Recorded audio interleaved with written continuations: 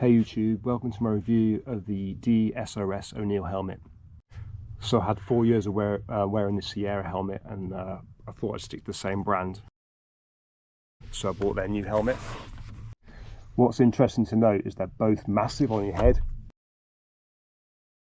So the noise for the new helmet internally is a lot less than on the Sierra. However, the peak makes a lot more wind noise.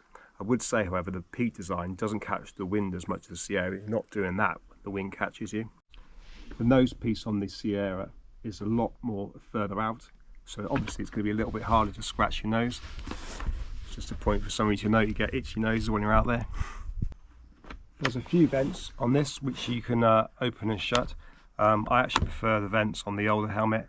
I keep finding, every time I pull the visor down, or more importantly lift it up, I'm always closing the vent, which causes it to fog up. Right, the fit on this helmet is much better than the old helmet. I used to find on the old Sierra helmet, you used to get, like for 6 months, you used to get a headache going in and out of work. This one's still tight on the front, but I'm sure it'll adjust a lot quicker. It's nowhere near as bad as the old one.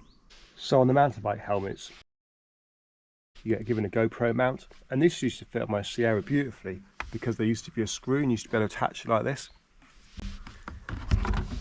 There's nothing on the new one, so I might have to sort of way of just mounting it like that.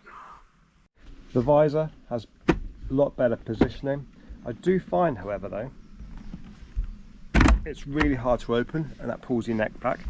That might ease off in time. Look at the side here, it's spring loaded. Hopefully that'll last. It's a good system, and I think it will wear better in time and make it easier without trying to pull my helmet off my head every time I lift the visor up. Secondary visor is so much easier to find than the old helmet, and I've actually found myself using it unlike the old helmet, just because on the old helmet, every time I wanted to use it, there was no cut out here, and I always felt like I was going to get my nose cut off in a crash. You see, they make a nice little cut off the nose, so yeah, I just ride around like that.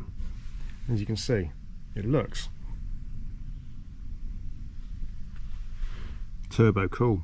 What I'm not so happy about this helmet is the fact that it comes with pin lock, and unlike the Sierra, I don't get a pin lock, and the pin lock from the Sierra doesn't move over to this helmet because this is so much wider, you've got so much better vision. So yeah, my price of my £65 helmet is now going up to £100 because it hasn't come with a pin lock.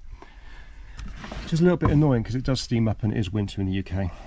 Right, looking underneath, my old helmet didn't come with one of these at all. It came with a D-shackle, which wasn't quite as good. This is much easier, especially in the mud. I think with the way the skirt attaches, I think I'm a lot less likely to use it. On the Sierra, this did drop off a couple of times when I was carrying the helmet. The 3 fixings are much more supportive to not losing it. So I'm really happy with this helmet. It cost me £65. Like I say, I wish it came with a pin lock. It does look really good. What some would say, aggressive. What do I think of the finish? I'm not really happy about the finish. I've only had it a couple of days, been on the bike, and I've already picked up a little bit of a scratch. And on my mountain bike helmets, which go off road all the time, they do not scratch like that, and nor did my old Sierra helmet. So yeah, not too keen about that. And the colours are pretty boring. I'm not sure what O'Neill is thinking. Their mountain bike helmets and my last Sierra helmet was so much more awesome looking. I mean, yeah, it's good, but it's not as good as what it could be.